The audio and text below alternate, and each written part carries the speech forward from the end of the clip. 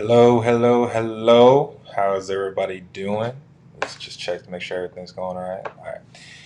Hello, once again, and welcome to the My Wrong Opinion podcast. My name is Damon Bennett, and I'm the one who will be conducting said podcast today. Apologies again for the break last week. There was a little bit of a mix up with the scheduling, and me myself, I wasn't in I guess, an efficient position. Based off the last pod, I wanted it to be a little bit more efficient, a little bit more focused, and also just to be a little bit more prepared. So I wanted to make sure that I actually took the time this time instead of just last second hashing it out. And so here we are. Um, there's a good number of things I want to talk about today. Most of it's going to be more of an opinion thing as opposed to kind of reporting on general news. Um, yeah, I'll have some interesting perspectives. I'll just put it that way. But I guess first off, saying just hope everybody's doing good. Hope everybody's having a good week. I hope you guys haven't caught COVID, and if you are, I hope you have the proper procedures available to you in order to adequately deal with that. Because I know as we'll get into here soon, I guess I'll just get into it now. In spite of I don't even know how to put it into words exactly, but it's embarrassing, honestly, as an American to realize that we are leading the pack when it comes to COVID cases and COVID deaths, and it's not even like it's not even close. Like we're a clear cut leader, and I don't know, this COVID situation just kind of opens up an insight for me, and I realized that.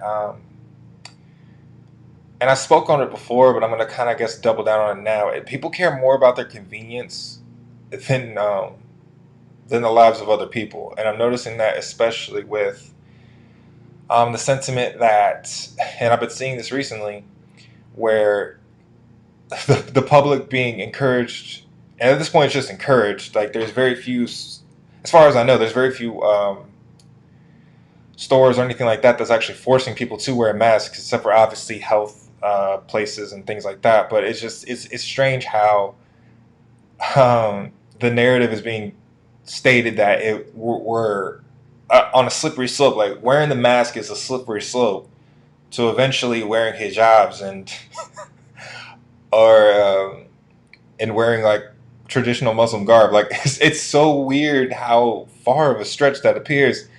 And unless somebody took out the information for me to help support that claim that can help me understand it better, it sounds like fear mongering. And I know it's weird to say that because the people that are saying this stuff like that are saying that the news talking about COVID and the people who are encouraging social distancing and these other practices are in fact fear mongering themselves. So it's just ironic that both are there's extremes on both sides, and you're going to find that anywhere. But I just find it interesting that the people that are claiming that the media is fear mongering is also fear mongering as well. It's really interesting, and it's really frustrating how,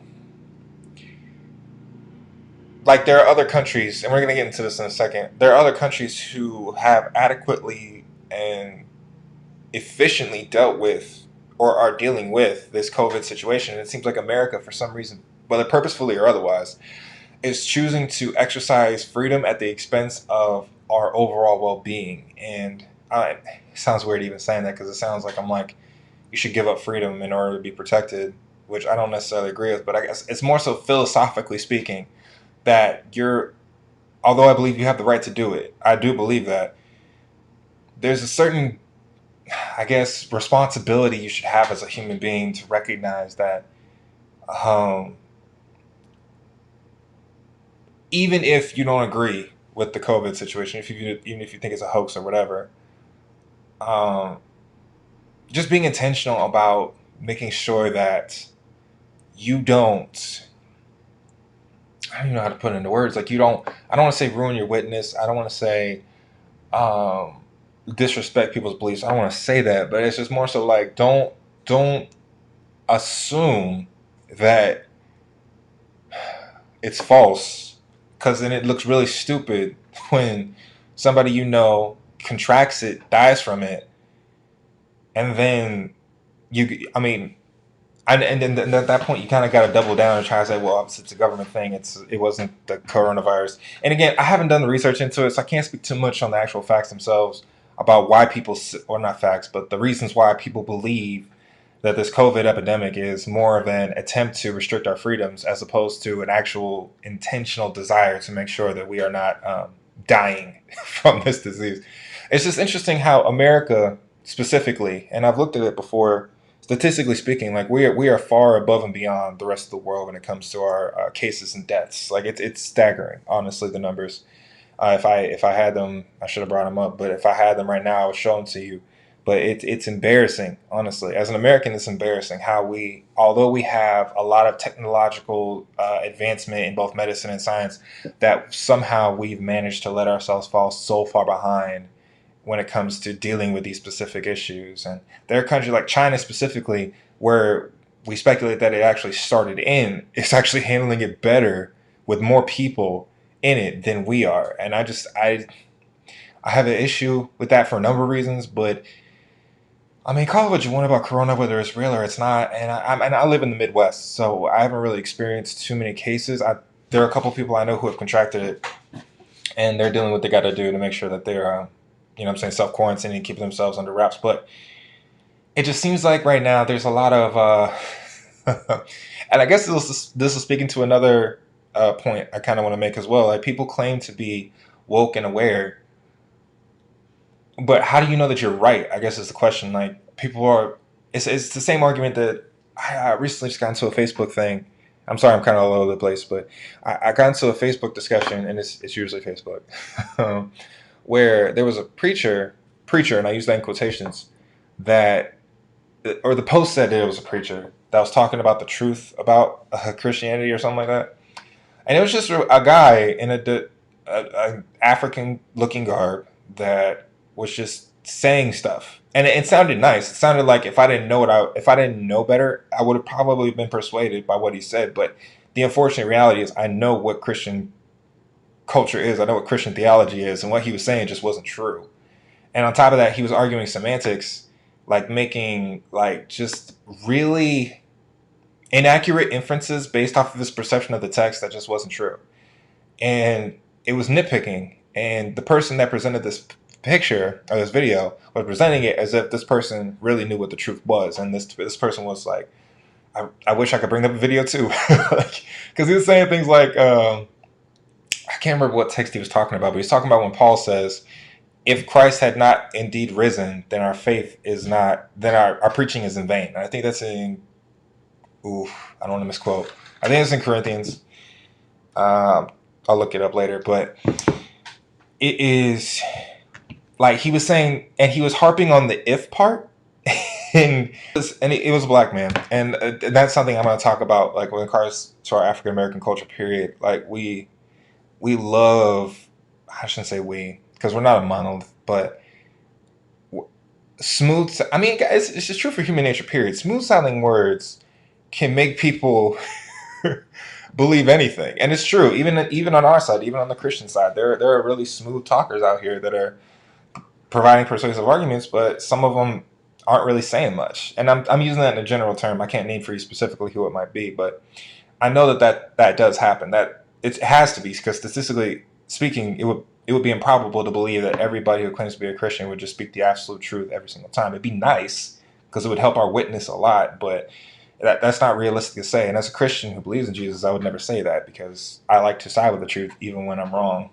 I like to side with the truth and what it is, even if it makes it seem like then it would just make it seem like I'm just acting a fool. But it was 1 Corinthians 15:14. If Christ has not been raised, then our proclamation has been in vain and your faith has been in vain. And this dude was saying, hold on, pay attention to that if part.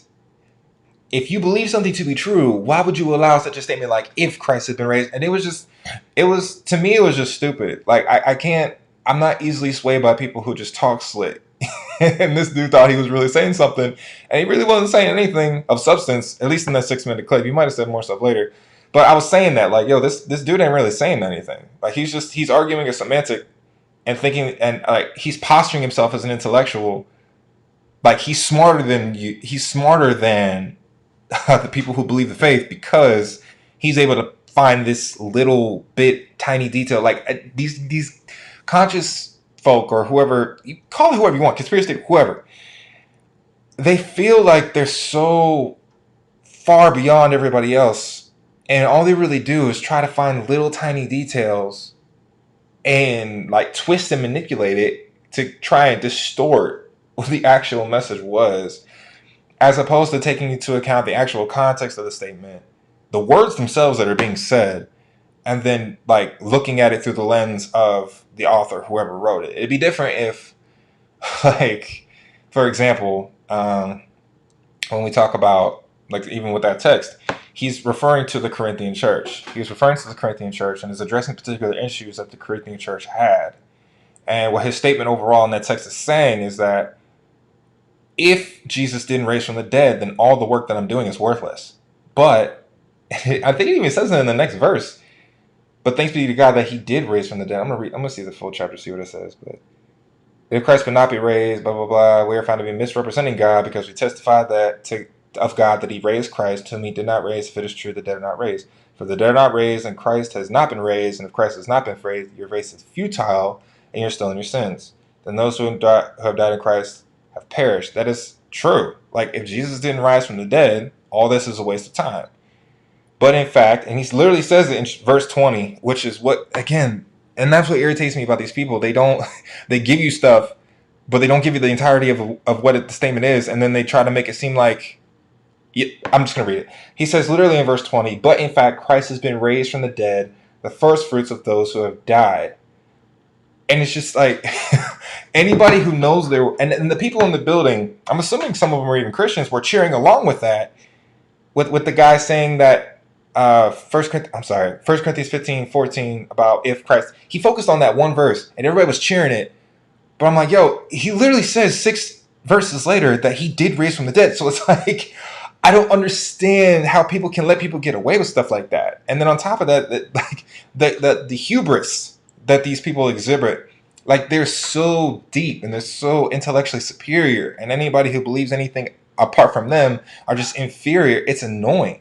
I'm gonna be honest, it's annoying, and it makes you look stupid. Like, for as much as you claim that the people who follow this religion are sheeple, you yourself are trying to create a group of sheeple that will just take what you say and not really critique it. And it's ridiculous. It's ridiculous. And then I posted that. I said that this guy isn't saying anything of substance, blah, blah, blah. And this one random guy out of nowhere was posting memes. They were basically memes. And one of them was about cognitive dissonance. And he was like, hey, man, if it's the truth, you'll accept. Do any of these statements sound like you right now? Basically, was what he was saying. And I responded to that, and I was like, yo, bro, don't attribute a psychological situation or condition to me because I don't agree with what you're saying. Like, you got to do a lot more than just give me a whole bunch of smooth sounding, nice sounding words for me to believe what you got to say. You got to actually provide something of substance that I can hold on to and accept. You got to actually give me something that actually that actually will create and incite some type of productive thought, instead of just arguing semantic points that are fruitless and unnecessary. And it makes you look foolish if people who literally read the text can look at that and say, what you're trying to say isn't true. Like, it's as simple as reading it. And that's another unfortunate thing about Christians. I won't say in general, but Christians that kind of fall into these things is that they don't really know scripture all like that. And if you knew scripture, and if you read scripture, and if you studied it, just period, and wrestled with texts and struggled to understand them and all this other stuff, you would not be so easily swayed by the stuff that people are saying. You would be shook by people that say these type of things because they don't know what they're talking about. They don't know what they're talking about. And I said that to the guy, like, yo, don't just say nice sounding words to me. Give me a slick sounding statement and expect me to just believe it. Don't give me a slogan and expect me to accept that as fact. You got to do more than that. And then this same guy he literally just posted a whole like 20, 30 plus replies of memes. It was mostly memes. There were a few videos of him. I guess it was on his YouTube or his Facebook page, and that was it. And I watched the videos, and the videos were basically just his opinion. They were basically just his opinion. And again, he's saying, if you don't believe me, I don't know what to do with you. I guess you like to fall into the, I guess you're just a sheeple or whatever. I guess you're just asleep and you're gonna stay asleep. He's positing this type of stuff, and it's basic level manipulation, and it just doesn't do it for me. Like, I'm not dumb. Like, I'm not dumb. You can't. I have nothing to prove to you. And other people may get swayed by that and be like, well, I don't want to be a peer that way to this guy who I've never met before. So I guess I'm just gonna accept what he says as fact. I'm like, no. I don't care how much African garb you got on. I don't care how many nice sounding, slick sounding statements or African proverbs you quote, until you actually posit something that is of somewhat intellectual substance. I'm not going to take it and consider it, because it's not. There's no what is there to discuss? You're just giving your opinion and expecting me to believe you, and that's annoying and that's stupid. And then on top of that, you'll call me stupid because I don't understand. Not even I don't understand. I understand what you're saying. It's just dumb saying it. But because I don't agree with you, now all of a sudden I'm not as smart as you. Like, now all of a sudden I am ignorant and in the dark and asleep, and it's just, I can't stand when people do that, because that's ridiculous. Like, you make yourself look hypocritical because you're doing the same thing that you're claiming that the other side is doing. You're claiming that we're trying to say that you're this, you're that, you're this, you're that because you don't agree with us, but then in the same breath you do the exact same thing. I can't stand people that do stuff like that, and it doesn't create productive conversation. It's worthless. It's worthless and it's fruitless, and it doesn't help anybody. It doesn't help anybody at all. Um, and so yeah, this guy did that, and he had one video, and this I will say, and it might make me sound like a hypocrite, but I'm just gonna rock with it. He said that Jesus wasn't real, and he was like, "Yo, just get over it. It's fact. It's fact." And I'm like, "No, it's not. That's not fact. Look, we can have a discussion about the divinity of Christ. I got no problems with that, and I got no problems with you disagreeing with it. But the fact that he was a historical person in society, to where which secular and non-secular alike sources, even people who are against the church, have adequately acknowledged his presence in time, to make those type of statements, it shows me that there's no reason to move forward further in this conversation, because you're not on my intellectual level. And I know that sounds weird, but it's true. Like, you're literally speaking against the clear and apparent academic fact that Jesus did exist. Whether he was the Son of God, whether blah blah blah, all this other stuff doesn't. I mean, it matters to me, obviously, but in the overall narrative, it doesn't really matter. The fact that he existed is true, and like, when people start saying stuff like that, then for me, it's hard for me to engage. I'm gonna be honest. It's hard for me to engage because there's nothing to talk about. There's nothing to talk about, because what conversation can we have?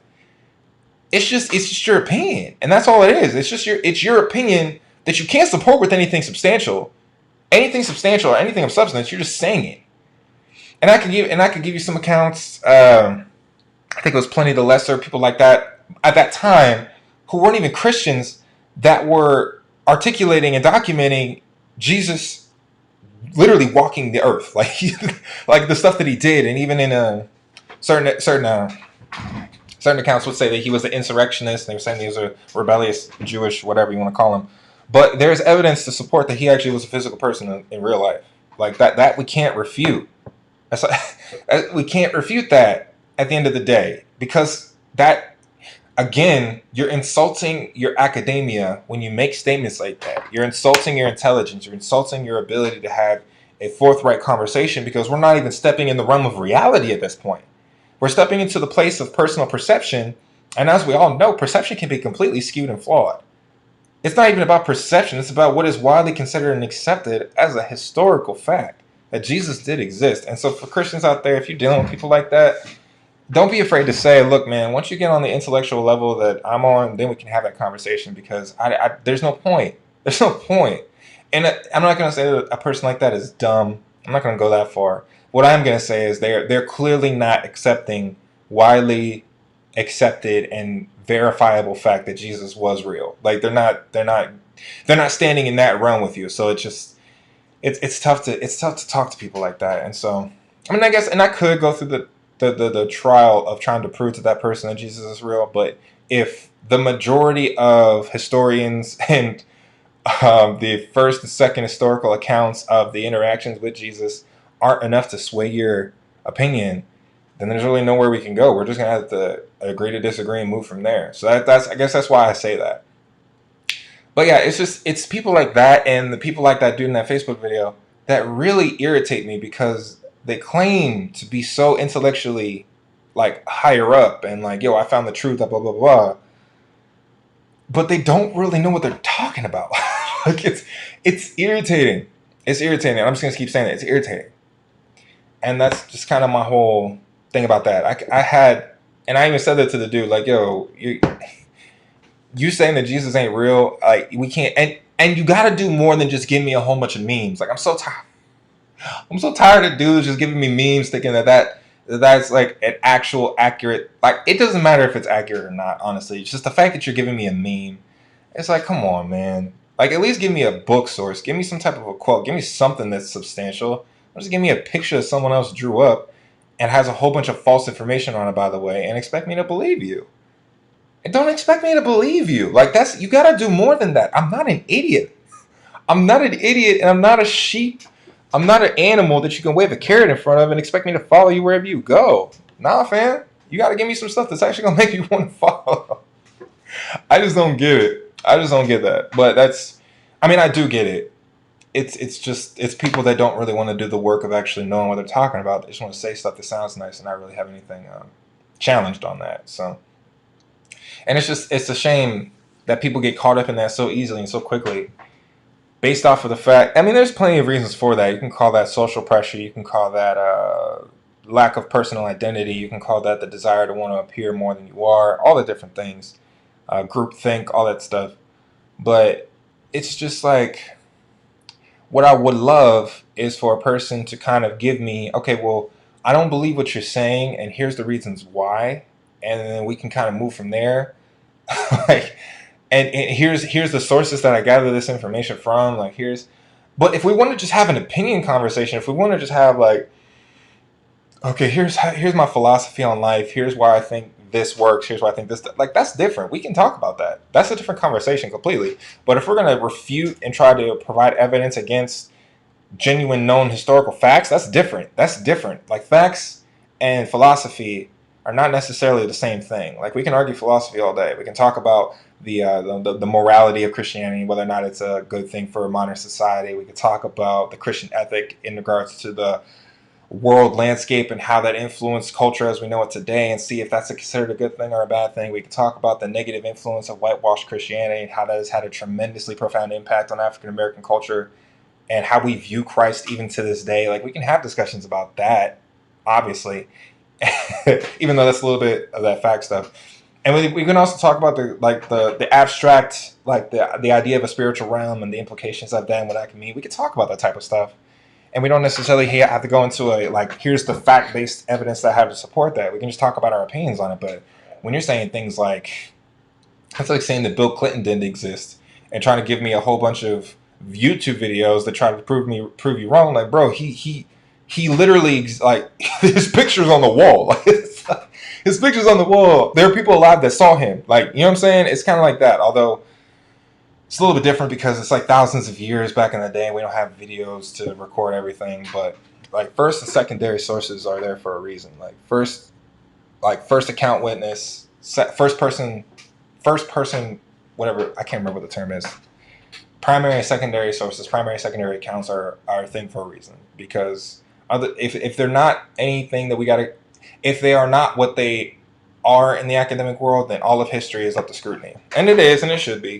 But what I'm saying is we have to not just apply that to Jesus. We got to apply that to history as a whole. We have to, because you can't single out one aspect of history and say that that's not true, and completely accept everything else as fact that simply just supports what you say, because that's not fair either. And Christians, we're guilty of doing that too. I'm guilty of doing that too. Like if I'm easy to dismiss history that doesn't agree with what I believe, but I'm quick to adopt it if it supports my points. It's easy to do that, and then as a human being, I would expect you to do that. But we got to at least be open to receiving the idea that there are people out there who are intellectuals who actually do the research and actually do the work to understand what they're talking about, that don't agree with you, and that's not a problem.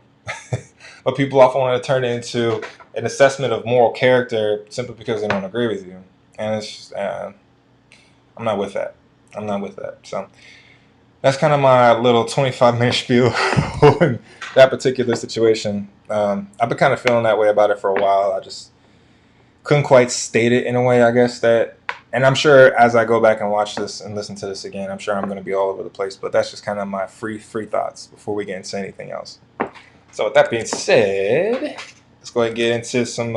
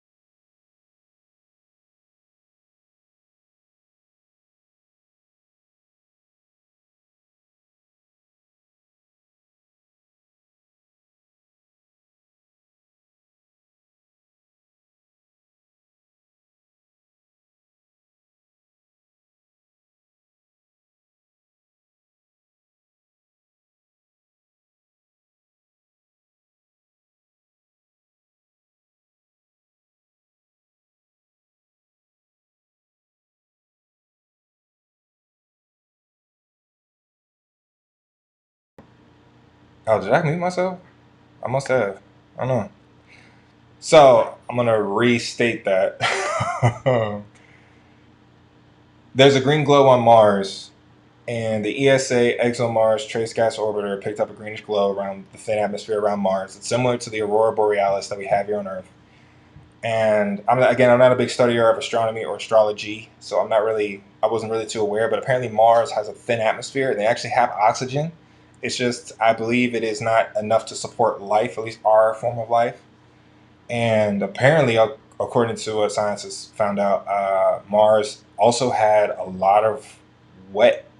They had a lot of rivers and lakes, and it's just interesting when you think about like planets and how they, over the course of time, they become where they are. And it's because we talk about in astrology and astronomy, like how our planet specifically is in that Goldilocks zone, the habitual zone, where we're just far away enough from the sun to not get cooked, but we're also close enough to the sun to not get frozen to death and have the ability to produce like green plants and life and oxygen and all this other stuff. So it's just really cool when I think about the stars and the concept of it and what things exist out there. It's just it's fun when I find out about stuff like this. So yeah, that was an interesting thing as well. And then yeah, Chuck E. Cheese went bankrupt. So as unfortunately as a result of the COVID epidemic, Chuck E. Cheese had to shut down. They were originally trying to accommodate the what they call it, the shutdowns of certain businesses by basically being a strictly pizza delivery service. I can't remember the name of the delivery service they called it, but people found out very quickly that Chuck E. Cheese pizza is actually pretty bad, and it is. It's actually pretty bad. And when compared to things like Pizza Hut, Domino's, and all this other stuff, people weren't really going to them like they would have had they had their children there. Because really, Chuck E. Cheese, when you go to Chuck E. Cheese, you're not going there for the pizza. You're not going there really for the food. You're going there for the games, the fun, the jungle gyms, all this other stuff. And then when you're tired and hungry, that's when the pizza tastes delicious. It's kind of like when you go outside and you've been playing all day as a kid, and you come inside and you drink water. That first drink of water just tastes heavenly. It tastes amazing. And it's like similar when you're working out or when you're playing sports. It's like that drink of water you get, boy, it feels good. But in regards to Chuck E. Cheese, it's the same thing. Like you're out, you're hanging out with your friends, you're laughing, you're having a good time, you're partying, whatever. And then you're tired and you're like, man, I need something to fill me up. And then my boy Chucky comes out with that bam, that nice little 10 slice piece of pizza, bam, and you eat that joint. And it tastes really good. And it's like, wow, this is amazing. Thank you, Chuck E. Cheese, for blessing me with your nutrition. But then when you get out of that bubble and you're in real life and you're like, you have those fond memories of Chuck E. Cheese, and it's like, man, I would love to take a good bite of that cheese and pepperoni goodness. And so you order them up. It's like, wow, they have a delivery service. I thank you, Chuck E. Cheese, for having the consideration and the foreknowledge to be able to provide a delivery service for me so I could relive these beautiful memories. And you take your first bite into that pizza and it's like, this stuff is disgusting. what was I thinking so much younger that this stuff was good? And so unfortunately they had to file for bankruptcy. I'm not exactly sure what they're going to plan to do moving forward. But I mean, Chuck E. Cheese, although it's kind of a funny story, it's not because obviously people are negatively affected by it, but it kind of speaks even more into the grand scheme of things of the reality that because of this COVID epidemic, there are businesses that are suffering. And I think that's also part of the reasoning why people want to try and turn this into a propaganda thing, like a fear mongering thing, is because they want to protect economic interest. And we're going to get into that in the opinion piece later. There's a lot of stuff that actually opens up conversations that I'm going to have later. So we're going to get into that. But before that, we're going to go ahead and move into some musical first impressions slash discussions. So the first one coming up is Run the Jewels 4. This is the latest album that came out featuring LP and Killer Mike. The collective have done 3 projects before that, all similarly titled, with a similar aesthetic. And first impression so far as I listen to the album, I like it. And I like it from a substance point, content point, and I like it from a musical point. So the production on it, if anybody is familiar with LP type production, it's pretty much par for the course. But it's a little bit more, I don't want to say electronic or house music-y, but it takes a grittier I guess it's gritty, it's hard thumping, it's droning, and it's aggressive, and it's like a sharp, what's the word for it? I don't want to say sharp blade, but I guess that's the best way to put it. It's like a sharp blade that kind of just cuts into that fabric, and it's reflected in their lyricism with LP and Killer Mike, both with the way that they address common issues that are happening in America now, specifically even with race issues that are going on, and the language and the authenticity and the direction in the vocals in Killer Mike's lyrics and even in LP's lyrics that kind of, I guess, complement the production in a way where they are presenting their message um, forefront and aggressively to kind of push through that delicate fabric, that delicate veil that people often like to hide themselves behind. I'm talking in metaphor at this point. That's the best way I can kind of describe this music. It's punchy, it's aggressive, it's humorous. There's aspects of humor in it, which makes it creates that feeling of like, yo, these are people. They're not just preachers or people out here trying to talk you to death about the world at large, but they have the ability to be human as well. Um, but yeah, it was a good album as far as I've listened to it. I gotta keep listening to it to have a full opinion, but those are my first impressions so far. And then the next up is more of a not necessarily a review, but more of kind of like an introduction into conversation. So J. Cole, I'm gonna show the graphic again. J. Cole recently released a song called "Snow on the Bluff," and it was a song. I'm not gonna try and say like I know everything that I'm talking about, but it was a song that was essentially about a specific female. I guess it was a female rapper. I'm not sure, but she about his issues, I guess, with the way that the message that this woman was portraying um, was being received. Like it came off much like somebody how I was talking to earlier in this pod was he received it as like, yo, why you coming down my neck? I don't even know what you talk about. Help me understand, instead of just dismissing me as an idiot or a fool. Even though I admit I'm not the smartest tool in the shed, but you got to give people time to understand. Like you can't just create an air of superiority, make people feel bad for the way that they feel, and not try to help them understand your perspective. And that's true. And again, it speaks to what I was talking about earlier. It is what you say, and it's also how you say it. Like if you want people to understand, then help understand. And then I'm not saying you gotta change the message, water it down, or anything like that. But you gotta at least be intent. If and this goes in the whole race relations thing.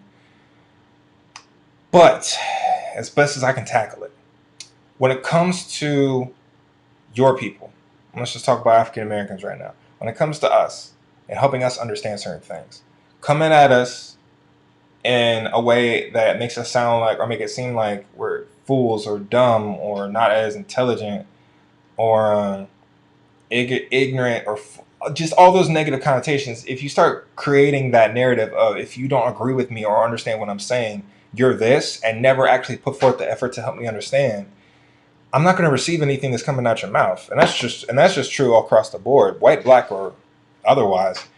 If you're articulating a message that comes across in a way that is jarring and unnecessary and aggressive, not even aggressive, but just in a way that insults people or hurts people, then you can't expect people to understand what you're saying.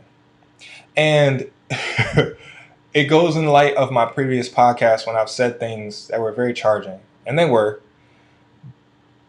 And I can't excuse it. I mean, I honestly can't expect people that watch those videos or listen to those pods and say to themselves, yeah, I receive what you're saying wholeheartedly. I expected people to get upset. I expect people to get offended. I expected that.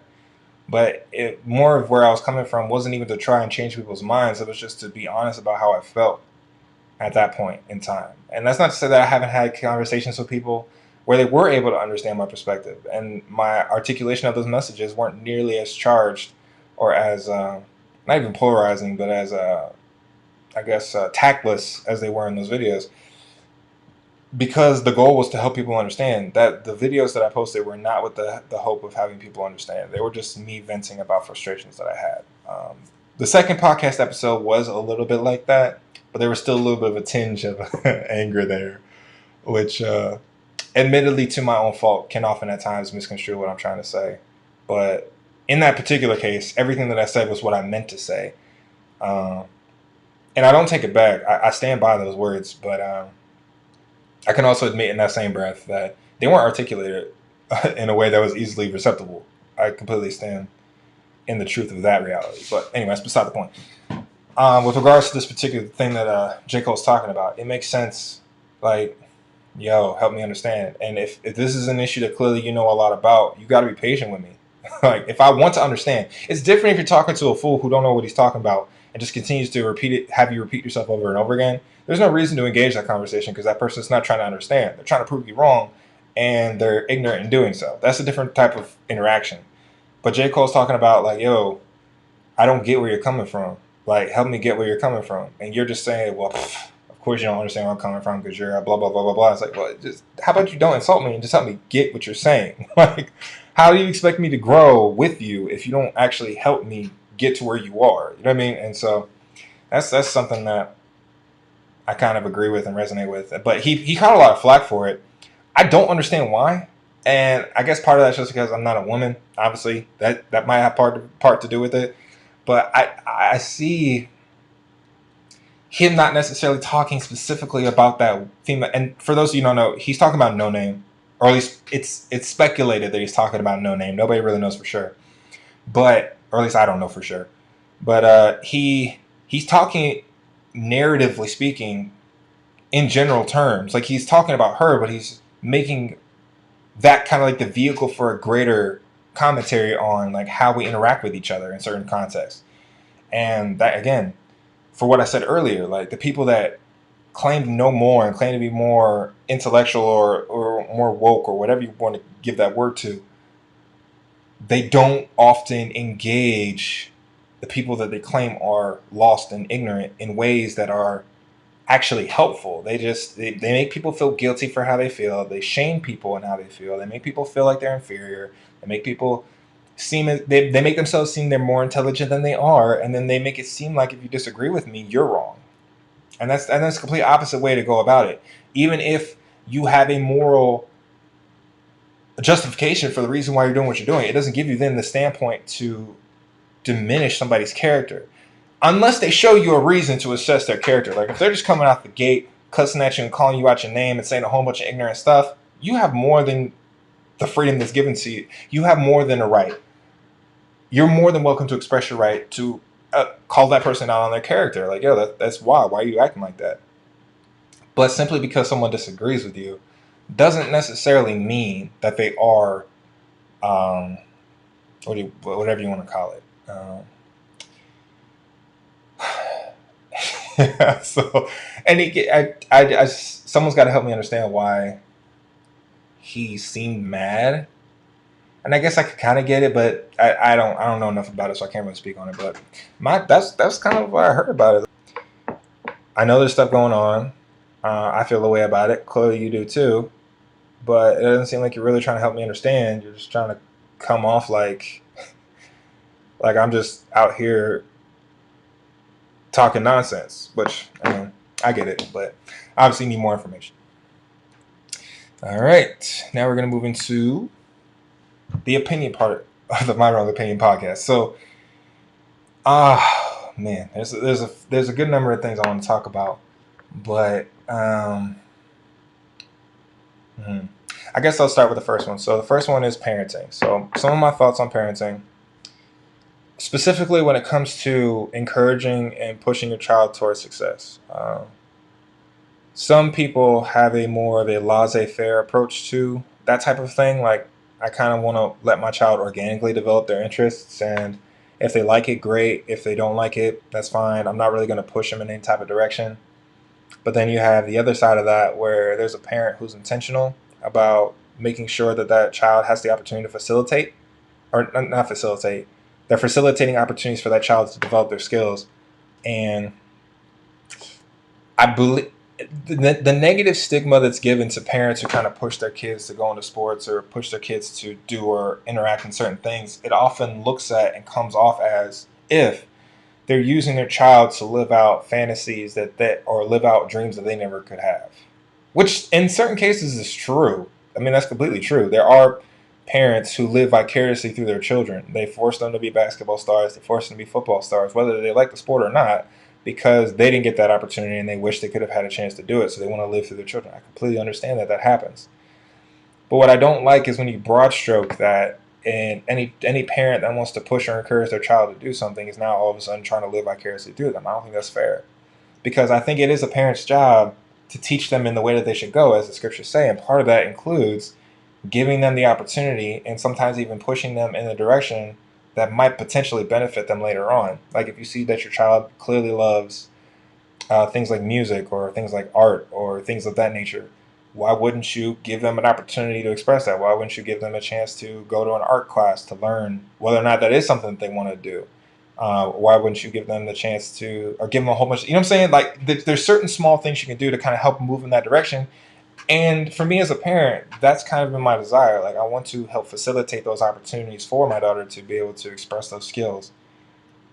And if they don't rock with it, they don't rock with it. It's not like it's not like the world is over because they don't like what they like. Like for right now, my daughter loves to paint, or she likes painting, she likes art, she likes drawing. And so I often like to encourage that, or I like to say, hey, what is it that you like about painting? Just have conversations with her about like different art styles, things that she might like, different artists that might do similar things that she does. But if she wakes up tomorrow and is like, yo, I don't really like art like that, I'm like, oh, okay, cool. So I was like, what made you change your mind? She's like, oh, yeah, I just don't really, that's fine. It's that type of thing. Like you see the potential in your child and you want to give them a chance to succeed. Like, and for example, if you see a child that's really athletic, you clearly can see that. It's like, why don't you want to encourage them to participate in a sport? The benefits that sport could provide, the things that they could develop in them that could help them later on in life. Like, prime example of this is when I grew up, I was in martial arts class and I was very young and I was good at it, but I quit.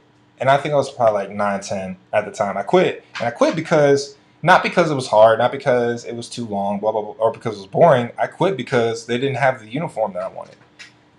And my mom, for better or for worse, let me quit.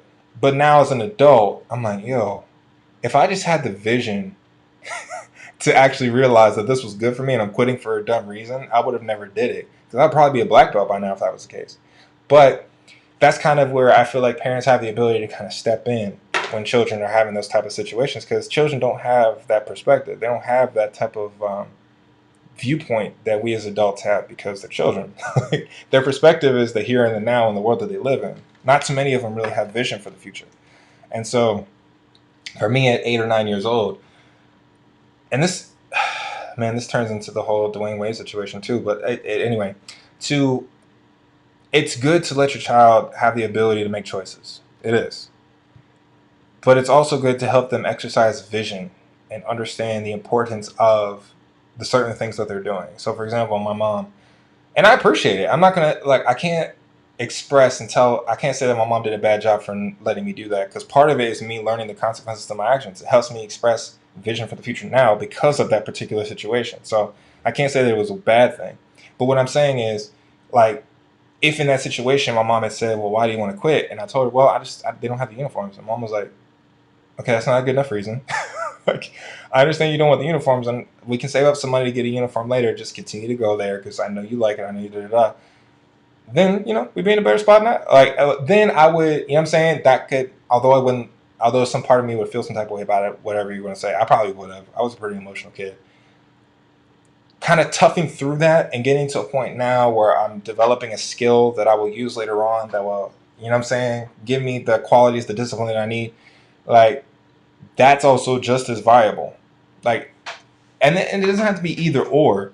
There are situations and environments where that can kind of fluctuate, where in a situation you can kind of give your child the freedom to choose and kind of help them as they stumble and fall and figure it out along the way. But there's also times and situations where you should push and encourage. Even if they don't see the benefit for it, you do, and want to help them in that particular fashion. And at the end of the day, it just matters on the heart. Because if a parent is doing it to live vicariously through their child, then of course I would not want them to do that, because that's foolish. Like, because it provides no benefit for the child and it doesn't take into account their personal desires. But if you see an opportunity, if you see your child expresses or shows an ability, and that ability can clearly give them the ability to succeed or develop skills that will help them later in life, there's no problem with encouraging or supporting that. Because again, sometimes children want that.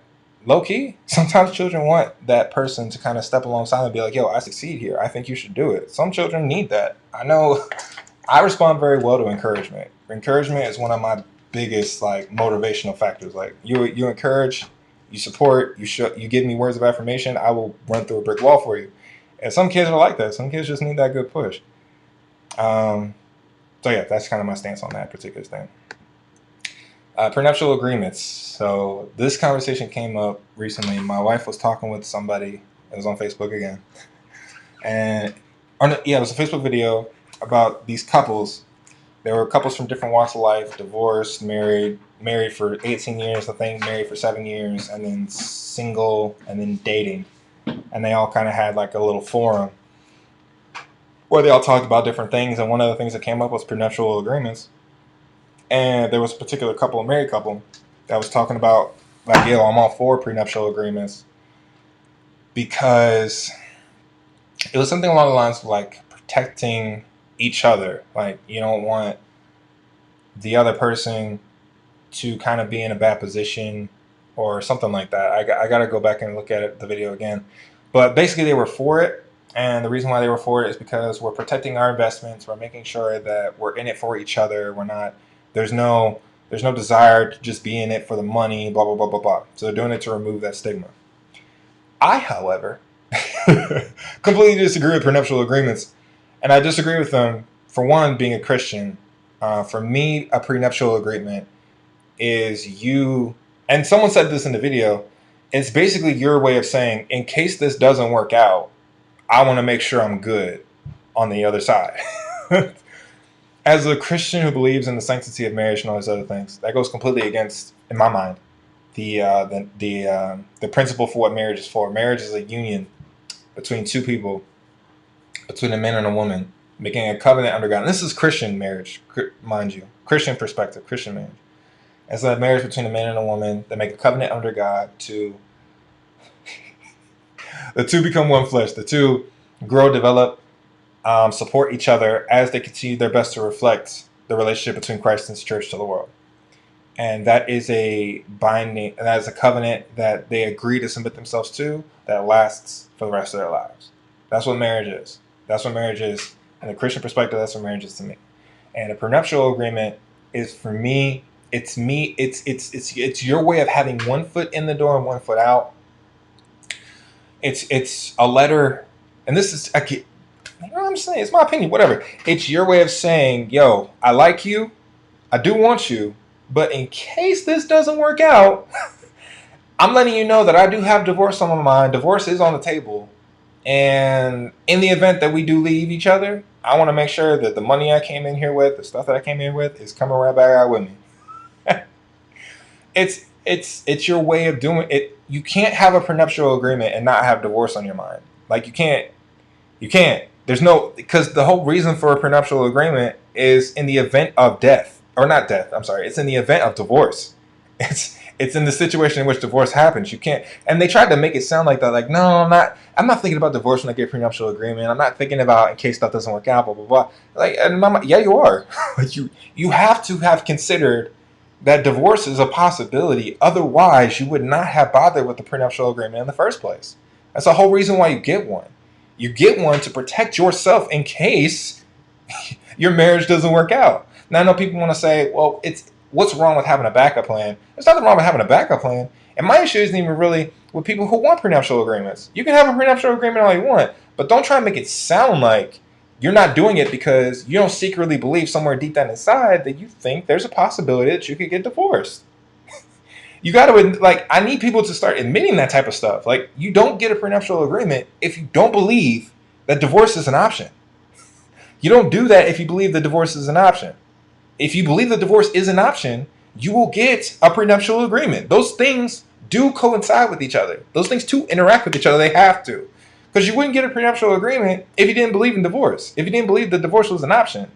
If you firmly believe that your life will end being married, what's the point of getting an agreement that will protect you in case it doesn't?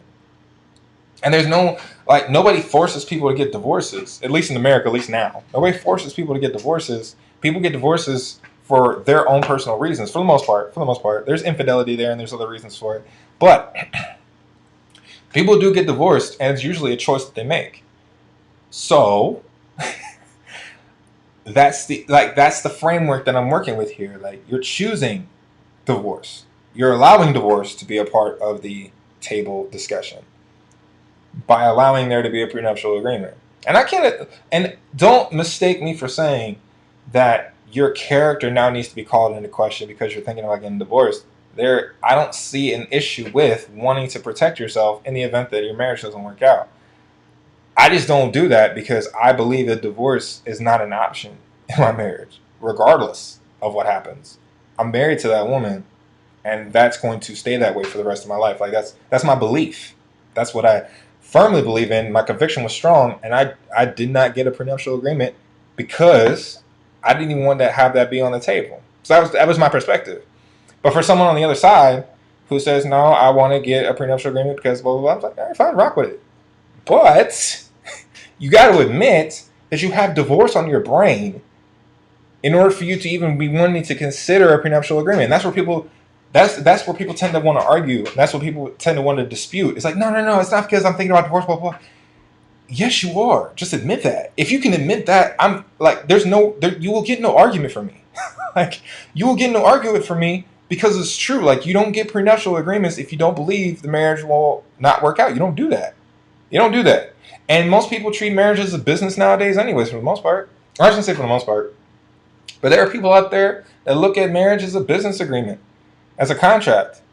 And if you're looking at it from a secular perspective and don't really have any investment in the spiritual implications of marriage, I would expect you to get a prenuptial agreement, especially if you didn't believe in, if you didn't have any type of religious undertone for your life or whatever. I would expect you to get a prenuptial agreement because it only makes sense. If divorce is an option, if I was not a Christian, if I wasn't a believer, I would have divorce on my mind. Like, that is a possibility. So I want to get it. I would not be opposed to, or I would be open to the possibility of a prenuptial agreement. That would be natural. That would be natural to want to protect yourself in that way, because you believe that divorce is an option. But for me, being a Christian, I don't believe that. I don't believe divorce is an option. So therefore, I don't consider or acknowledge the possibility of a prenuptial agreement. And now I'm invested even more now in my marriage because the divorce would be damaging to both of us in a number of different ways. And so for me, it is an encouragement and incentive to remember that I loved this woman when I said I do. That is a choice I have to continue to make even when I don't feel like it. And that's something that I got to work on even when I don't like her. And most people that have been married for 50, 60 years will tell you that same thing. Like, yo, you work on this. You work on this through the good and the bad. But divorce gives us the possibility to dip out when things get bad. And that's not to say that no matter what, and this is going to get into a marriage discussion, but I'm just going to say this just as a kind of a general statement. That does not mean that no matter what, so even in the event that you're being abused, neglected, or mistreated, that you shouldn't consider divorce. I'm not saying that. I know that sounds crazy, and I know in certain Christian circles I'll get a lot of heat for that, but I'm not saying that. I'm not saying that. I will not fault you or be mad at you if you want to leave that situation. I won't. Because it makes sense, again, because I'm a human being. I understand that.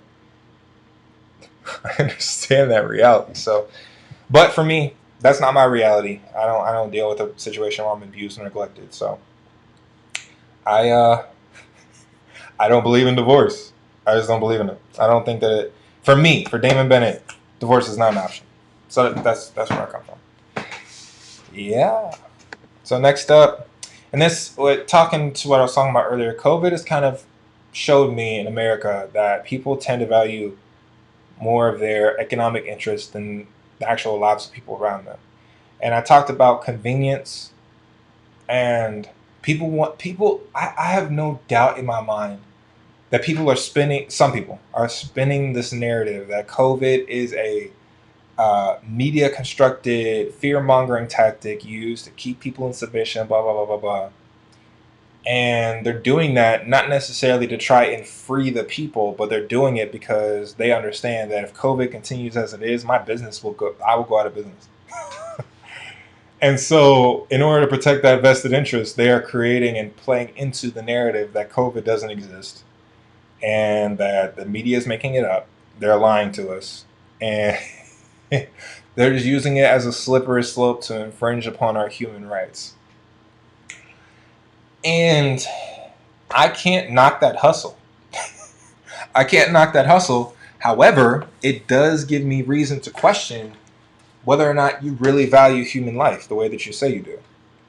Because if your interest is more in the capitalism of your society as opposed to the valuing of human life in your society, this COVID thing almost kind of pushes it to the forefront. Like, even if you believe in COVID existing or not, like, if you, in the midst of this pandemic, this is a touchy subject, so if I'm stumbling over it, but, we're here anyway, so rock it out. But if you have a vested interest in people are okay with something until their livelihood is at stake. People in America, I'll say specifically, people typically don't really care until it starts infringing upon their conveniences. The best example I have of this is when masks started becoming a thing and people started losing their minds. They started losing their minds. They started storming DC. They started standing on the not White House, but they started standing out in front of buildings with like weapons and stuff and like bulletproof vests and stuff because of the fact that they feel like their American rights are being infringed upon. Why should I, as an American, have to wear a mask? And in the midst of a national pandemic, like it creates it's crazy how people can rock like that and then feel some type of way when someone says, well, you must not care about human life. Like, how can you when you're willing to put people in danger simply because of your personal, I don't know. It's hard to put into words because there's so many spaces we can take this in. And then there's obviously hypocrisy and so on. But I guess more so what I'm trying to say is that for some people, it comes down to, am I going to protect the health and well-being of another person who is my fellow American and neighbor, or do I care more about my conveniences being infringed upon? That's what it feels like. Because let's be real and let's be fair. Nobody up until this point has been put under martial law, although people speculate that is the next step, which is understandable. I mean, I wouldn't be surprised if that is something that could possibly be happening in the works. But the point is that when it comes down to it, whether you want to believe it or not, people are contracting this illness, and there are people that are dying because of it. Like, it's people are dying because of this, and the government is trying to help us not die. Regardless of how inept they've been at it so far, regardless of how incompetent they have shown their ability to handle this has been, they are proposing something that has actually been proven to work in suggesting that when you're going into specific restaurants, stores, or locations, that you wear a mask just to make sure, just in case, if you have the illness, you're not spreading it to other people. And there are people out there that are losing their minds over this. Again, I want to posit the idea, if that's even the right word to use, it might not be, but I want to present the possibility that some of these people that are against this COVID regulation, whatever, are doing it because they want to protect their economic interests. They want to protect their businesses. They want to protect their profits. They want to protect that. They want to keep their livelihood going. So they'll present this narrative, gather support for it because they really don't want to lose their business. Because, like I said before, with the whole Chuck E. Cheese thing, people are losing businesses, and I understand that. And if I was a business owner and I found out the code, I would be trying to do everything I could to make sure I could keep those doors open. I would. If I wasn't well, even if I was a believer, I probably would still try and do the same thing. But, and it, and then that goes into a whole nother thing about like our government in general. Like, if our government had actually handled this like they should have, we're not even in this situation. I firmly believe that. Like, if we had really did what we were supposed to do off rip instead of pretending like it didn't exist and waiting months after the outbreak started to actually do something about it, we probably would be in a much better position. And half of these arguments probably wouldn't even happen. Like, if the government actually did things necessary to ensure that during this time, people aren't going to lose jobs and all this other stuff. But you can only protect against so much. I get that. National disasters, all this other stuff, it happens. Sorry if you can hear that. But, like, like, and I guess this kind of leads into, and I'm going to get into this later about my political leanings, but I don't see it. I don't see how. I just feel like the government should have did a better job, and they just didn't. They just kind of dropped the ball on this. Now everybody and their mama's losing their minds over this stuff.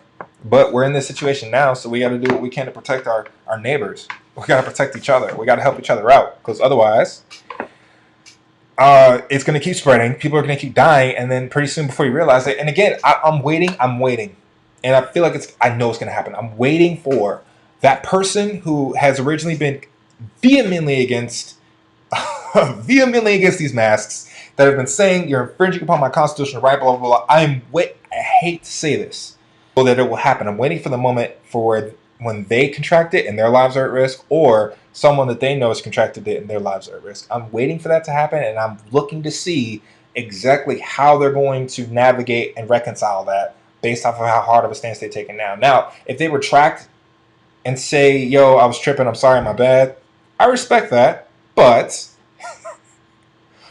it continues to support what I've said before about people don't care about it until it negatively impacts them. And that's the thing that happens in America all the time.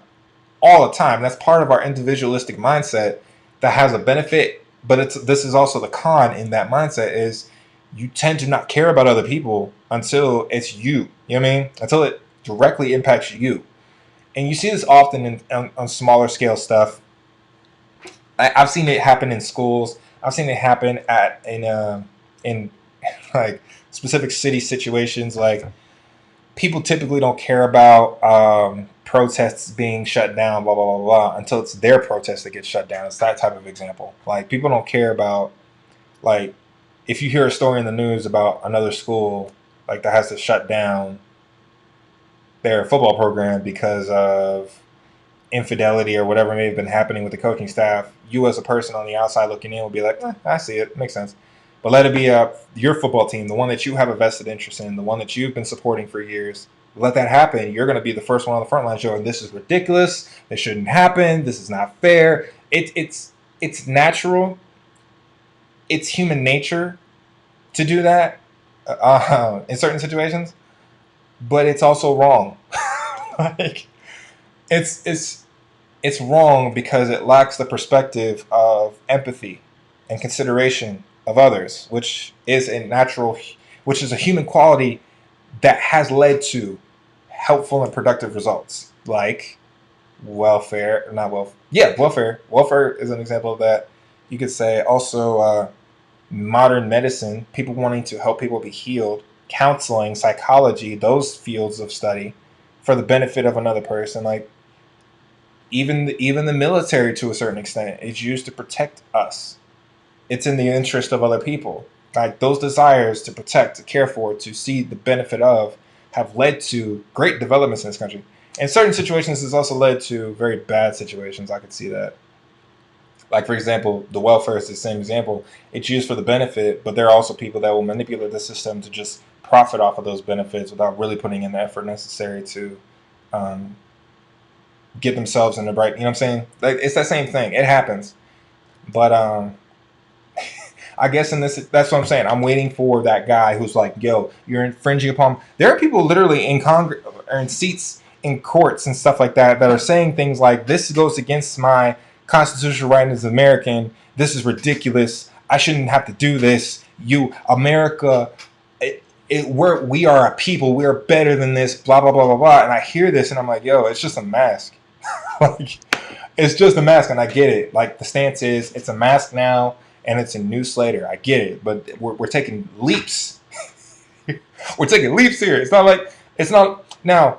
If it was true that people, if there was no threat of death, I guess is more so what I'm saying. If there's no threat of death, if this was an easily vaccinated disease that we could take care of immediately, I could see the reasons why people would have an issue with it.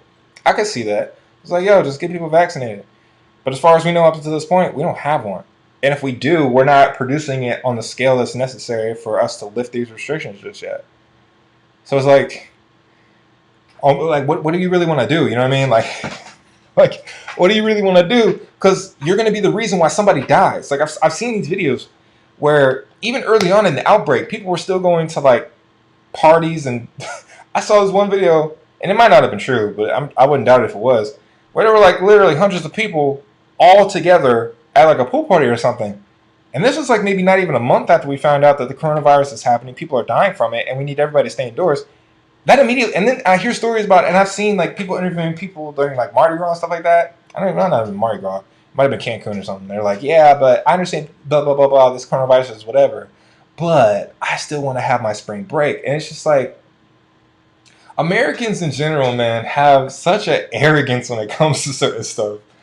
And I'm an American, so I could say that. Like, we tend to, and again, that's the individualistic mindset. It's like, yo, yeah, I understand that it probably is a dangerous disease and it might kill us, but that doesn't. I still want to go out and get drunk on a beach, you know? Like, it's crazy. It's crazy. But that's the mindset that some of us have. Independent of what's going on in the world, my world is what ultimately matters. And it doesn't matter if my world negatively impacts yours, as long as I'm okay.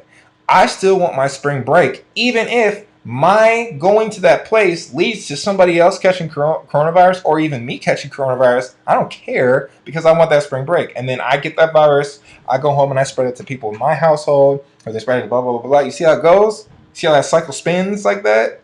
It's because people tend to not care about others.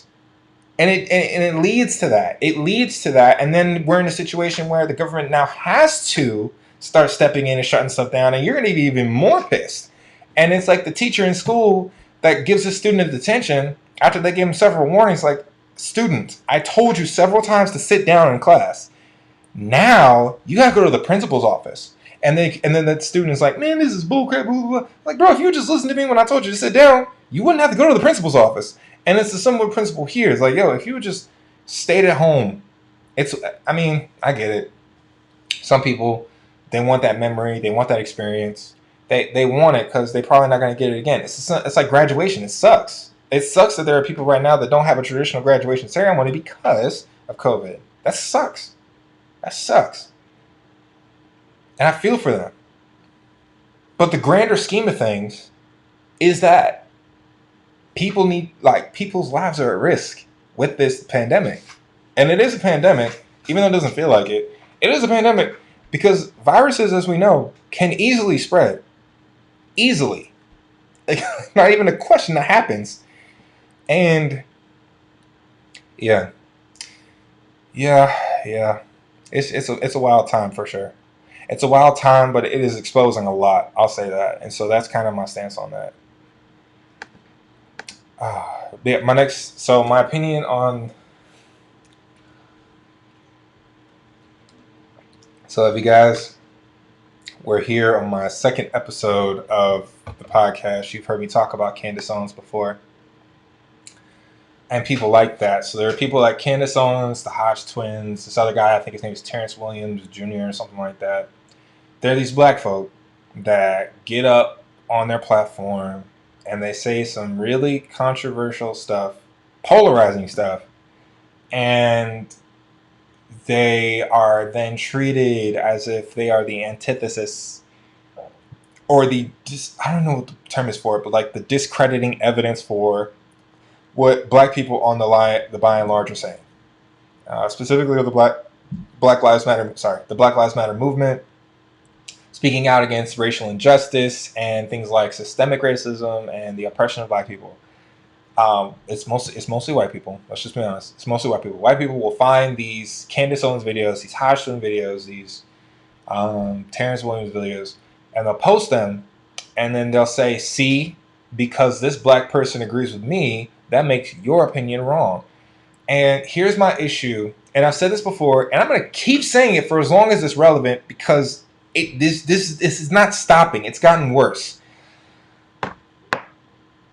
Black people are not a monolith. And when I say that, and this honestly, my first time finding out that word, I've never heard that term before, but as it's described to me and as I understand it now, you cannot paint an entire people as having one, like, all black people don't think the same thoughts. We're not a hive mind, if that makes sense. We're not drones in a honeycomb where we listen to what a queen bee says and that's all. Black people are not like that. And I don't understand why white people continue to think that that's true. That's not true. I know for a fact that there are people like Candace Owens out there. I knew that way before she even posted her first video. I know that there are people that will operate like that. I've talked to black people that operate like that. I know there are people like that. What white people tend to do, or at least the white people that I'm talking about in these situations, what they tend to do is they present these people who are trolls, let's just be honest, they're trolls, as if they are the ones that we should listen to more. And the only reason why you're saying that is because they agree with you. They agree with your opinion as a white person. So therefore, that gives further credence to what you're saying. And I get the school of thought is, well, if a particular, let's say black people, if black people are saying this is happening, but another black person says that it's not, then that then gives that gives credibility to the skepticism that I have about it, which I can't knock you for that. However, when it comes to this specific issue about black people in America, it's a much different scenario. Like, it's significantly different. Regardless of how Candace Owens or the Hodge twins or who these people, regardless of how they feel or what they think, the reality is that black people have been killed by police. They have been marginalized on numerous occasions in history. And it's still happening. And no justice is coming our way. And it seems like that part often gets ignored. If the people that killed our black brothers and sisters went to jail, we wouldn't be even talking about this right now. Like, we wouldn't be nearly as upset as we are. And then what Candace and Hodge, what they'll often try to do is they'll try to make it seem like that's what the left wants you to believe. They want you to believe that the government is keeping you down. They want you to believe that white people are oppressive. They want you to believe that you're disenfranchised, blah, blah, blah, blah, so that you don't do what's necessary to build yourself up and become better people in society. And that is wrong. That is wrong for a number of reasons. One, it tries to make the case that because this is going to take a second, so rock with me, y'all. Because slavery, we know, is a real thing. It happened in American history. It's a real thing. It happened for over 300 years. Slavery happened for over 300 years. Then after that was the Jim Crow era and the failed Reconstruction. Then civil rights happened. And now here we are now. And they say that because of we're here now, that the effects of what happened in the past have no part in what happens today. So they try to make the case that systemic racism does not exist. They try to make the case that oppression of black people doesn't exist. Injustices against black people don't exist. They try to say that because we live in an age and a time now where we have been more equal than we have ever been. And the problem with that is is that it ignores the reality that we have slavery. America,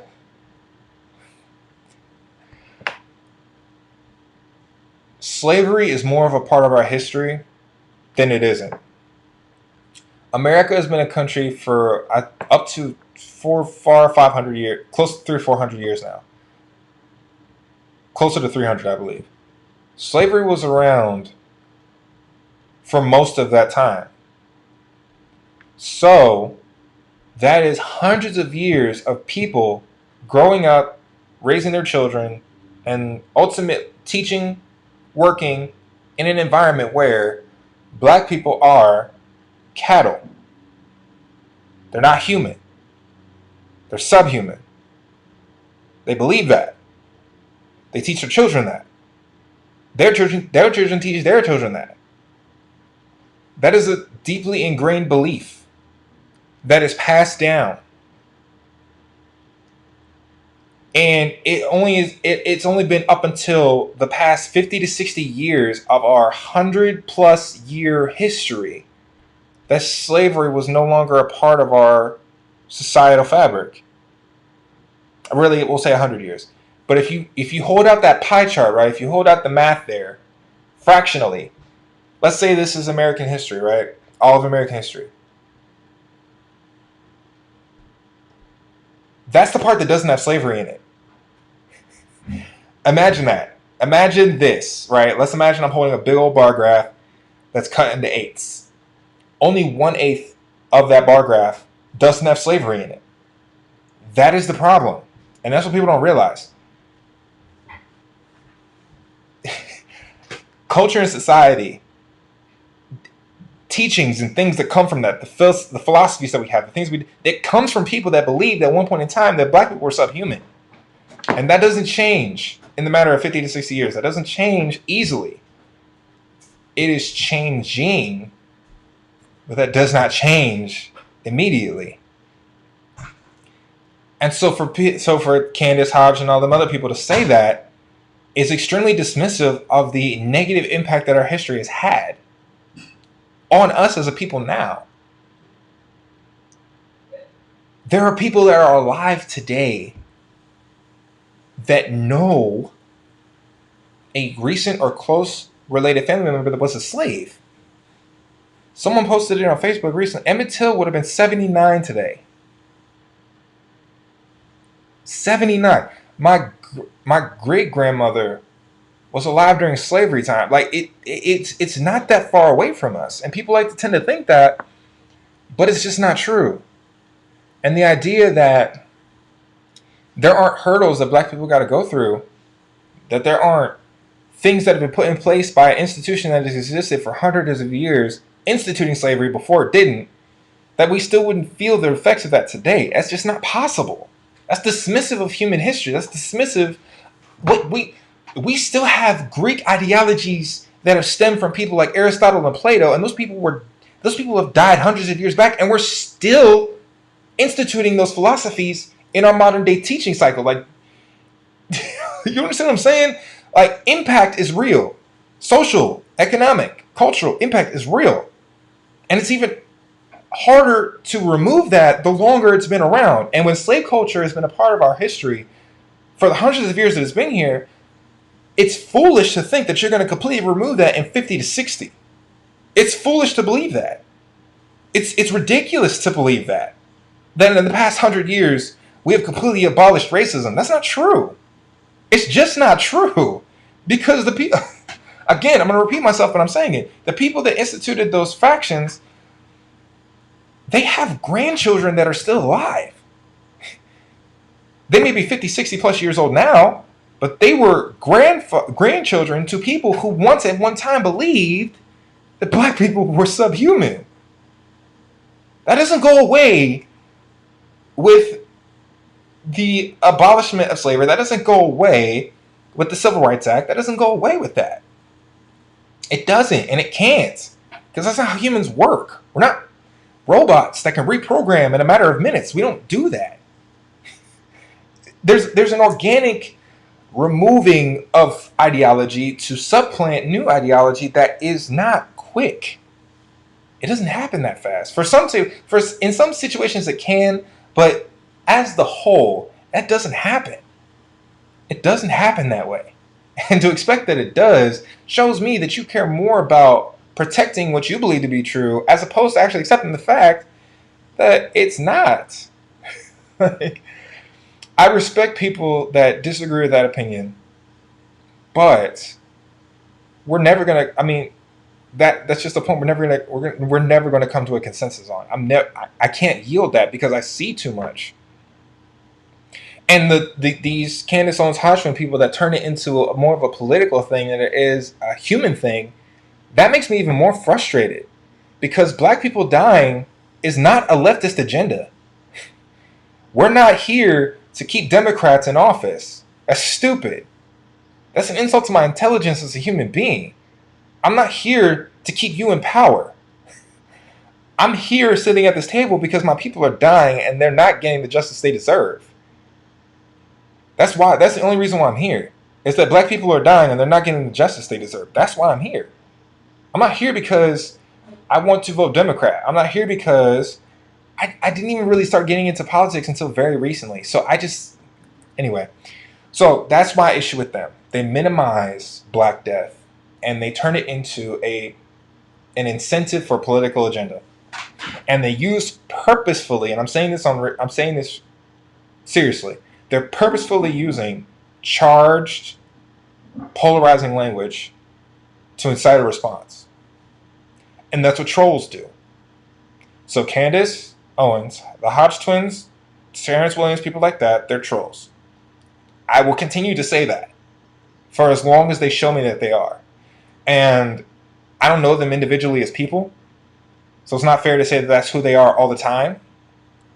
But all I have is what they present, and what they present to me is a troll. So you may not be them in real life, but your Facebook personality and your persona, your public figure is a troll. And they're trolls. They're trolls that have facts that aren't facts, and they don't know what they're talking about. Then I'm gonna keep it at that. This one's very simple, and I'm not gonna take too much longer with this. We only got a couple more minutes, but President Trump, I respect his office, and that's about it with him. President Trump has shown me on numerous occasions that he is a person that is very out of touch with, I guess, with society as a whole, to be honest with you. And to his credit and to his fairness, he can only know what he knows. But President Trump has said a lot of stuff, has said and done a lot of stuff that has called his character into question. And although, admittedly, he has certain policies, I don't know them for sure, but I'm sure there are certain policies that have benefited me. That does not detract from the fact that as a person, his character is questionable. And I base that, again, not off of what I know about him personally, but what he presents to me. He's presenting a person who is ignorant, who is belittling of differing opinion, who has said very racially charged stuff, or has said racially insensitive stuff. And the people that defend Trump, or President Trump, I'm sorry, you have the right to defend him on the political spectrum. You have the right to defend him when it comes to what he stands for and his agendas and the things that he's got. You got a right to do that. And I'm not going to say that you're a fool for defending that. But, you have to acknowledge that he's not a good person. At least in the public eye. What he presents to the public is not good. Character-wise, it's just really, really, it's nasty. It's nasty. And the people that try to defend that, you come off Stanish. I want to use a different word, but I'm a Christian, so I can't cuss. But you're coming off as Stanish. You're coming off like a person who you're blindly either turning your eyes away from those statements that he's actually made, and it's not refuted, by the way, and are saying, oh, that's just how he is. He just tells it like it is. He's blah, blah, blah. It's like, you wouldn't do that for many other people. Like, you wouldn't do that for any other people, and the only reason why you're really doing it is because you don't want to admit that you hired somebody who is a bad person. He's just a bad person. He may be good when it comes to like tax incentives and things like that. Some of his agendas, some of his uh, whatever he tries to put through legislation, some of his policies and stuff, they may actually end up being beneficial for us. I won't refute that. But you can't ignore the fact that on a character perspective, he's not good. Like, he's not good. And that's based off what I see. If that's not who he is in real life, he needs to start showing us that. Because up until this point, I've not seen it. I have not seen it at all. At all. And I wish I could, because I don't want to have to say that about my president. I want a president that I can be proud of. Right now, I'm not proud of him. And not even because of what he does in office. I'm just not proud of his character. I'm not proud of the way he interacts with people. I'm not proud of the way that he says certain things, and then people just blindly defend it and stand by it, knowing good and dang well that you know he wouldn't do that if he wasn't who he was. You wouldn't do that. There's no way you could without looking like you are what he claims he's not. You got to agree with it. You got to agree that it's okay for men to say things like what he said, like grabbing him by and all this other stuff. You got to agree with that if you're standing by it. But I can agree with you that he could potentially be a decent president. I don't think he's going to be a good president. This COVID situation is telling me a lot about that. But he could be a decent president. He could have good policies. I can agree with you on that. But But we have to accept the fact that this guy is not a good dude. Like, he's just not a very, I guess, what's the word for it? He doesn't have very high character, and I think that's fair to say about him. So I'm gonna keep it at that. And if he isn't that, someone's got to get in his ear and tell him to start showing us that, because as of right now, I just don't see it. I just don't see it. So I'll keep it that. We only got a couple more, so I'll try again. I'll try to be as brief as possible. So George Floyd. What the George Floyd situation has taught me is that understanding is a very powerful thing. And when it comes to perspectives that you don't understand, it's more important to seek understanding than to try and posit your own opinions as if that's something to detract. Specifically with racial issues, it has shown me that when it comes to racial issue and racial tension in this country, there's not much of a desire to understand the other side. There's more of a desire to try and prove that other side wrong. And I'm talking specifically with white people versus black people.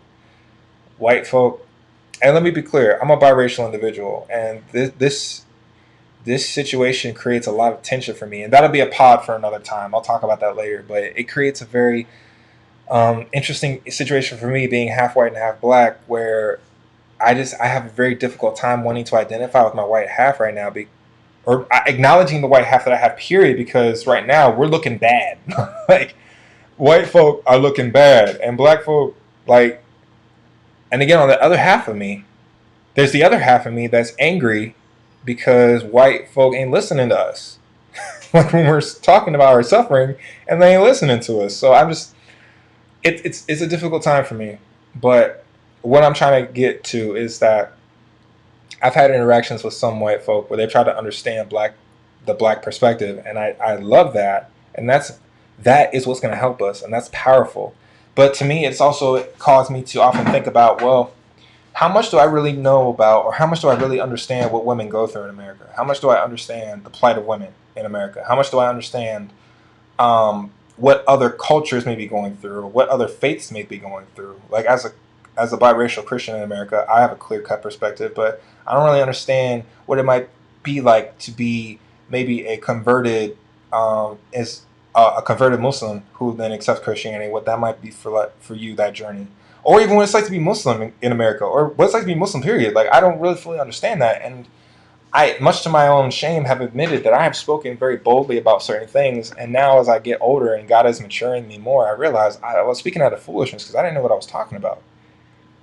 And I'm trying to understand more so that I can better, adequately be more loving in these situations. And I think, like, when the scripture says, in all of your getting, get understanding, I believe that is in there for a reason. Like, seeking to understand, in the end of the day, will be more impactful than trying to force somebody else to understand you.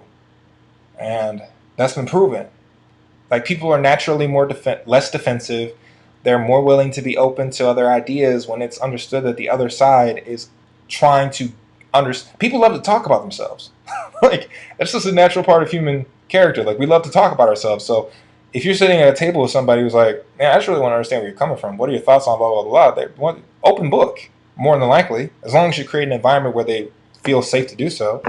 And in seeking to understand is one of the best ways to do that. And I feel like we'll get a lot more productive conversations, a lot more uh, substantial information out of those types of interactions, as opposed to um, here's why you're wrong and here's why I'm right.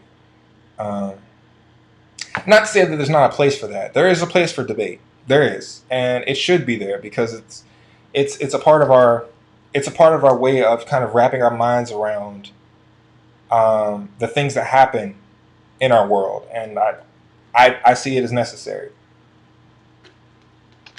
Sometimes a necessary evil, but still necessary. So that's what George Floyd has kind of revealed to me, and it's revealing a lot. But that's one of the things it's revealing too. So my dive into politics, I'm going to be brief with this. I said earlier I would talk about it. As I'm starting to engage in this political stuff more and kind of speaking what my previous topic was, I realized there's a lot I don't understand about politics and about political theory in general and philosophies and stuff like that. So I've been trying to look into a lot of different stuff. I've looked into Ben Shapiro's videos. I've looked at Stephen Crowder's videos. Uh, I know I'm a YouTube researcher, which at that point, but I'm trying to kind of understand their thought processes and what they're trying to talk about. I've listened to Jordan Peterson, people that are traditionally more on the conservative side of the political spectrum, and I'm also trying to listen to people like Ezra Klein. What was this other dude's name? Oh, I forgot his name. He's a black Democrat. That's gonna bother me. It's gonna bother me. I'll find it.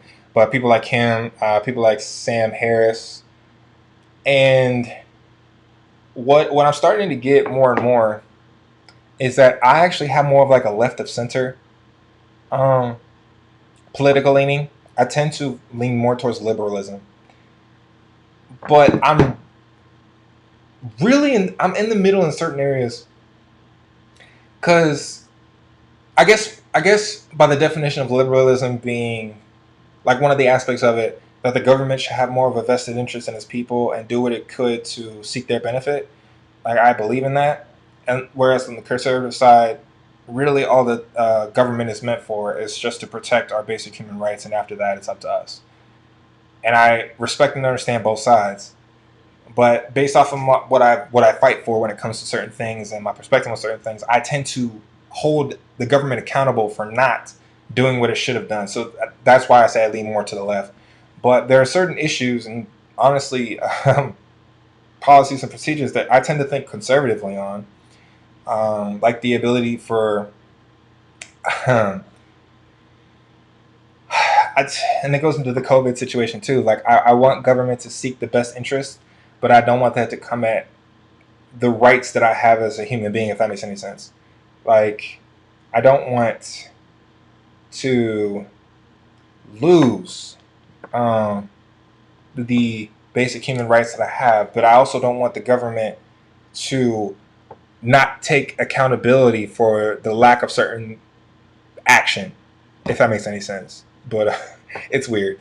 And then obviously, when you take my religion into account, I go left and right all over the place. But I tend to, if we were to like do like a little box and whisker plot of all the stances that I have on certain issues, and conservative here, liberal here, conservative, blah, blah, blah, they would all kind of average out to probably just like a little bit.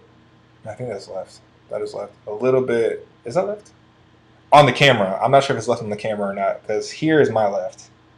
And here's, I think, y'all's left. But either way, I'm a little bit more left, just left of center. I'm not completely left, where I think the government should basically step into our homes and take everything. I don't believe in that. But I also don't believe in letting the government kind of run away free with the stuff that they've done in the past. And that partly comes from me as biracial, but me as understanding the black plight in America. I don't like that either. And so you see where I'm going with that. Huh. So that's kind of been my dive into politics. I'm also looking into guys like Rawls the Injustice. I'm looking up a lot of stuff, and it's been an interesting journey for sure, trying to understand all this stuff, try to wrap my mind around it. But it's been cool, and I have been enjoying this journey, and I'm gonna keep doing it and see what happens. But that's how my mind works. Like I'm at enneagrammically speaking, I'm like a 4 wing 3, but there's a strong 5 wing 2. So I love about the enneagram into this, but like I love the pursuit of knowledge. I love getting more information in my brain, and I like wrapping my mind around stuff. And so that this has just been awesome to try and figure out. And then my last thing is a thing on police reform, and this is based off of a specific issue. So, just recently, I don't think it's gotten through the Senate yet, but the House of Representatives, I believe, or Congress, I can't remember which one, they passed a bill through, but it's still got to get approved by the Senate for police reform. And some of the details on the bill are some of the things that I agree with. Like they banned the use of chokeholds. They're trying to ban no-knock warrants. They're trying to reform qualified immunity, which makes it easier to pursue claims against the police. They're incentivizing attorneys to investigate local police departments on specific issues. They're providing grants for states to create procedures to investigate police-involved deaths. They're mandating racial bias training. They're creating a national police misconduct registry, which forces departments to turn over data on use of force used by race, gender, disability, religion, and age. Basically, just transparency of information. And then they're increasing reporting on the use of force. Now, as the bill stands now, there are certain Democrats that are voting against it because they believe that it doesn't go far enough when it comes to reform. They want more action done with regards to reform. They want the government to do more things, enact more policy, blah, blah, blah, blah. And here's my thing on police reform. So I like that we're trying to reform police. I like that we're trying to hold police accountable and trying to keep them from being free from the consequences of their actions. However, what I don't want, and this is what I'm talking about, my spectrum is all over the place. What I don't want is to infringe upon the police's ability to do their job well. And I say that because having worked in the school system, having worked in the corrections system, and having interactions with kids that have been in and out of juvenile halls, there is a lot of red tape that policemen, investigators, and all that got to go through. And at times, for policemen who are actually trying to do their jobs, it feels like the government is doing more to prevent that than they are to support that. And so that's what makes this whole police reform issue so, I guess, tension filled for me, because on one hand, I do want the government to step in with regards to making sure that these people are held accountable to their actions, blah, blah, blah, blah, blah. But what I also don't want is for the government to step in so deep that they keep the police from doing actual police work. Like I said, like I can't, obviously because of disclosure and the things I can't. There have been times in the correctional system where me as a correctional officer, I've felt the need to do certain things and step into certain situations, but I couldn't because I would be putting my facility at risk of a lawsuit, because it's highly discouraged that we intervene in specific situations. So, for example, and this is hypothetical, it's not to say that it happened, but there could be a situation in which a kid could be getting jumped, and if I step in and I intervene, if I touch any one of those children in that facility, I now have to fill out a whole bunch of paperwork to justify why I push them out of the way. And if the explanation isn't concise enough, if it doesn't check all those boxes that it's supposed to check, we could potentially be up for a lawsuit. And that is, for me, ridiculous. Now, I don't work in the corrections anymore, but even in teaching, it's very similar. Government has had times instilled certain policies that has made it hard for teachers to teach effectively. And it creates unfortunate situations where teachers have clear-cut boundaries that they can't cross, but in order to be more impactful for the child's education, they often take that risk, like interacting with them outside of, like, let's say classes ended and they want to talk to them before they go to the next class. That is a taboo. Like that can, if it's in the right light and painted a specific way, could have that person standing on trial for potentially endangering the life of a child. Like it gets that deep sometimes, and there are parents that will prey on that. I can't tell you how many times. Even, and I worked at a Christian sports camp. The number of times where we have been told, "Yo, if you even touch a kid, you got to fill out paperwork and make sure that we have it documented, because if a parent calls the police department and says, these guys have been touching my kids, like physically touching, like literally like a hand on the shoulder, like, hey, good job, buddy. Like they've been touching my kids inappropriately, because that's technically, according to the rules, sexual assault. If it's unwanted, it's technically sexual assault. And those type of stipulations at times, especially for us in Christian ministry, it makes it difficult because we want to serve the community well that we're trying to reach. We want to serve them well. We want to show Christ-like care for them. But it's difficult when the legal ramifications of us doing that could often put us in positions where we got to now defend against a $35,000 lawsuit simply because I decided to pick a kid up who had a scabbed knee and take him to the office. But now I'm being called out to the carpet because of inappropriate touching. You see what I'm saying? Like, that's how it looks. And that's how it can look sometimes. And again, it's not just in police. It's everywhere for the most part. And that's why, for me, I understand the conservative idea, the ideas of you're just here to protect our basic human rights. Like, you got to step out other places because government can mess some stuff up. Like, they can mess up when they try to step in. We've seen that. We've seen that. It happens. But in this particular situation, the government does need to step in because accountability, that ladder stops at them. Like, we can't, like, the states as a whole have the ability to hold the police accountable, but they're not doing it very well. They're not doing it very well. And the government on the federal level kind of mandating that we start taking this stuff more seriously, I think is an appropriate step. And it needs to be put there because government ineffectiveness is half the reason why we're in this position in the first place. So I see it more so as accountability more than anything else. But I can also understand the over what's the word for it? Over-regulation that can at times be counterproductive. Like I've seen it. I've seen it. Bureaucracy has caused more harm than good when it comes to certain situations, more often than not. And especially when it comes to good police work, because I don't want to stop good police work. I don't. I want good police work to still happen. What I more so want is that when they don't do good police work, that they get the consequences appropriate for that. And I don't think that's something, I don't think that's a bad thing. And I won't think that's a bad thing. But politics, as I'm coming to understand, they like to over generalize and put you in, and you have to be here or be here, and there can't be no compromise in the middle. And that's just not true. And that's more so now than it has been in the past. So that's just kind of my stuff, my thoughts. So yeah, that's all I got. And apologies for this being so long. Part of it's just because obviously there was a lot to talk about because I took a break for a week. But yeah, let me know what you guys think. If you agree, great. If you don't, great. Feel free to share your opinions.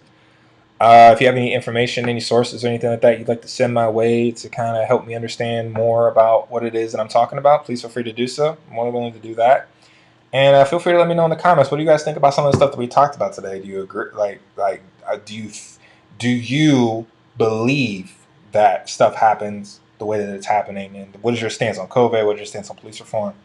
Be more than willing to have a conversation about it. Like, subscribe, all that good stuff. Please share the video as well. That helps me out as well, trying to get this platform into more places.